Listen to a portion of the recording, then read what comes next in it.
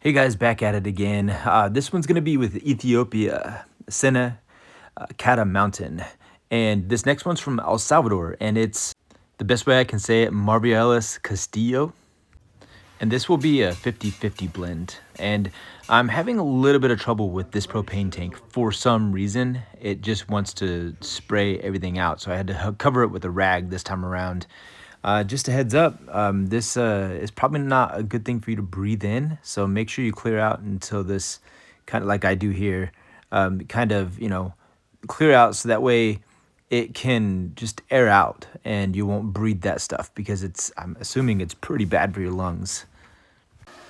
Had to vacuum this thing out really quick, and that's the attachment I'm going to use later on to be able to cool these beans off, and you'll see what I'm talking about here later on in the video. I'm also going to be roasting and also going to be pulling a shot of espresso and making a latte with this, and we'll see how it tastes here at the end as well. Even though it's kind of in the evening, I'm gonna try it for you guys. We're going to go with 18.72 ounces, and that's just 3 ounces shy of a pound.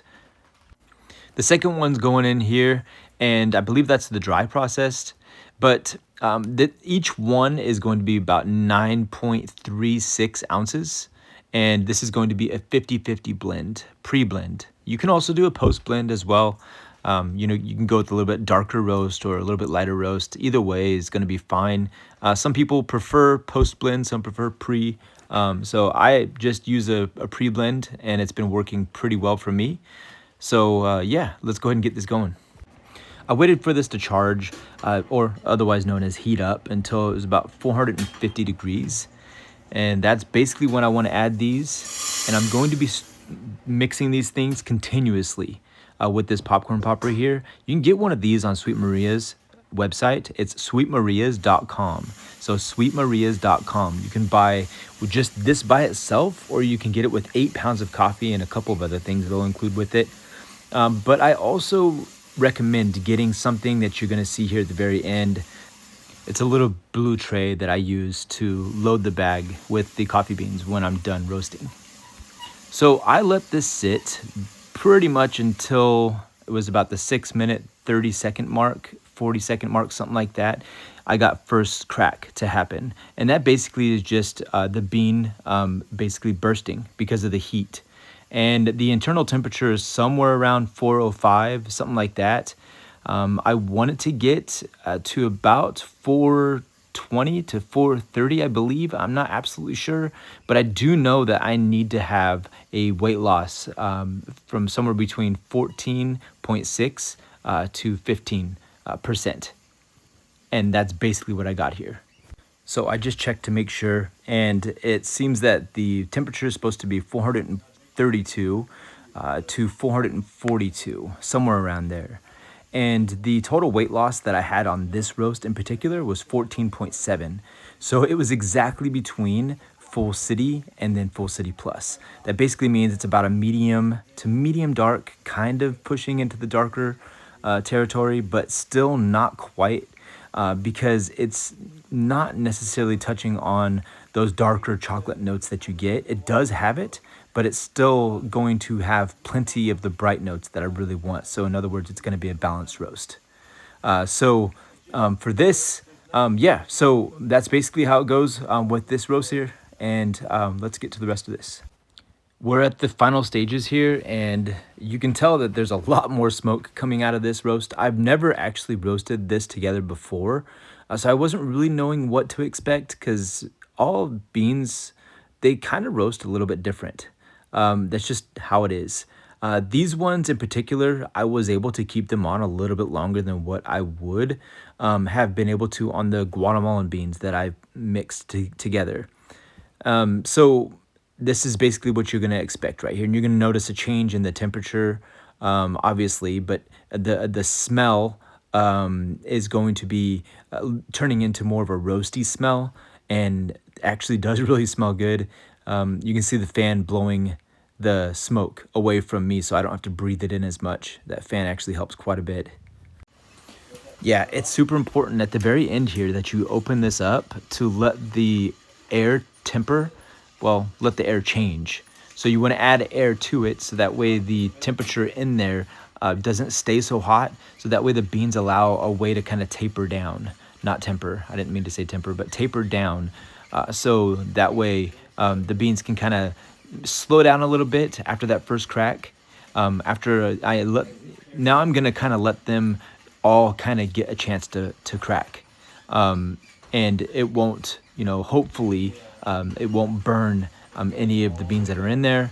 You obviously want to refrain from keeping these on there too long because you're going to cause it to kind of maybe what do you call it, like an oven in there where everything kind of just roasts off, the flavor just kind of roasts off, everything falls flat, and you kind of just roast all the character out of the beans if you keep them on too long. So a lower temperature at a long amount of time is not good for these beans, in particular for espresso, because I'm making this for espresso. And I'll be checking this periodically in that light to see what the beans look like. Very interesting that the dry processed beans actually are lighter in color, and the darker ones are actually the ones that are wet processed. So it makes this roast look like it's not actually wanting to finish, but I can't let that fool me. So I have to know, by the smell, by the sounds, how it's kind of starting to settle down a little bit. And, the sounds of it starting to, the cracks and all that starting to settle down. And it will go into second crack. That's what I don't want. Second crack is more of like Rice Krispies in a bowl when you add milk to them. Where first crack is just kind of like, that pop. It's more of a crackle sound or crack sound instead of a crackle sound, I guess is the best way I can explain it. So I'm going to keep checking this thing. These beans are being a little bit stubborn, so I had to turn up the heat a little bit on these at the very end here. But I gave it an extra 30 seconds. I told myself, I'll give these an extra 30 seconds. I'll go into 9 minutes and 30 seconds, no problem. I planned on these being done in about 9 minutes, but they, didn't really want to do what I wanted them to. So it's kind of how it is sometimes. I'm about to put these. I'm about to, go ahead and just dump these in. These are about done. I'm giving myself. That's it right there. Yep. So very important to get these out of there fast, and then I will grab the vacuum here right behind me. So it takes a total of about 6 minutes to 7 minutes to cool these beans down for some reason. That means my vacuum is something's going on with it. It's supposed to be pulling air through, and I figured it out at the very end here. So it shouldn't really take that long, and that's why I'm able to put my fingers in here because it is a little bit later. It's coming to the end stages, and from far away, it looks like these beans are a little bit over roasted, but they're not. The lighting is just kind of playing tricks on our eyes here. These are actually basically right on. They are perfect. There you go. That attachment, the blower attachment, happens to fit like just perfectly in the center of that colander. I don't know. I got lucky with that. I just taped it to a shop vac, and there you go. So yeah, they look dark, that's for sure. The number I'm looking for here is 16 ounces, and I'm about to be pretty happy with it because I've never gotten it that close. I know, I'm a little bit excited. It's ridiculous. But it's at 15.97 with these beans on there. So I got it basically right in the center of where I wanted. So in between Full City and Full City Plus. So yeah, a little bit stoked on that. So I'll try to do that again later. I think I can repeat that. Yeah, this little tray right here comes in super helpful for loading bags. I'll put about 6 to 8 ounces in there. And these bags, you can get these on Amazon. I don't remember the price of them, but these are the 16-ounce bags right here. And if you would like, leave a comment, and I'll go ahead and give you a link to these bags that I use, and you can seal them off. And they do seal. They stayed sealed pretty well as long as you have a good sealer. I don't know if mine's any good. It seems to work okay, and it will seal them off really well. If you have that temperature hot enough, it'll seal the bag really well. Yeah, it's pretty simple process here. Obviously, if you're bagging for a lot of different people, or if you're doing quite a few of these bags, maybe this system wouldn't work. But for me, for this, it's perfect. Yeah, so you can see the sealer right there. I'm just over level 5. I think it's right before 6, and it'll seal that just perfect. I'd say it's pretty perfect. I don't have, you can see how tight the bag is. No air is coming out of there whatsoever. So the plan here is 20 grams in and 40 grams out of liquid. And if you're interested, this grinder right here is the Encore, Baratza Encore ESP, and it's not the Pro, it's just that regular version. It's really good. It's done really good for me. I'll clean it out every once in a while, and yeah, take care of it. It's pretty good. So I use a paper filter in this, and it's the 51 millimeter with a 54 millimeter portafilter, and you gotta weigh it out just to see, and it perfect. I got 20.1 in there. And if you can't tell, I'm not too impressed right now with the smell of this espresso. I know I just got it. It's got to sit a little bit longer, but I'm not too impressed with it yet. But fortunately, it tastes better coming out of the cup after it's been poured into the cup with water poured through it. After I pull a shot, that's another way to say it. It tastes a lot better when you do that versus how it smells when it's dry. So it's not bad. And, after sitting for a while, it'll probably get better. I'm sure it will get better. Yeah, I just roasted this. So it's not going to have like its maximum amount of flavor yet with off-gassing and all that. So I ended up pulling basically a perfect shot here. 25 to 28 seconds, something like that. After, in 40 grams in the cup. So it went really well.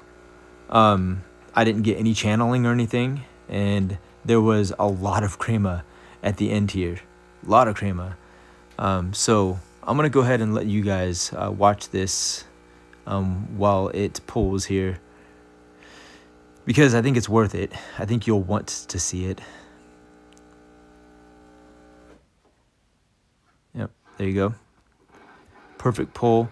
And I want to try it really bad. I'm gonna give it a swirl and let it just rest for a few seconds. It smells a lot better wet. I'm telling you, it's so much better. Yep, it's good. I was curious to see what the crema was like on this, and it's actually pretty thick. From what I can see, the spoon's pulling it up, and there's quite a bit in there. Nice, rich, thick crema. And you can't really determine, the quality of a drink by the crema alone. But it does hint at the amount of oils that's in this coffee. So I think I'm going to taste it right here and see what it's like. Yep. So I was like, wait a minute. I took a double take because it's got an acidic, bite at the tip of the tongue, and then it's bitter aftertaste at the back of the tongue, and then it comes back again and gives you a little bit more acidity again. It's very interesting. I like it. I just left and somebody else came in to go ahead and inspect my work. My son decided to take a look at what I made, and he's gonna pretend to drink it.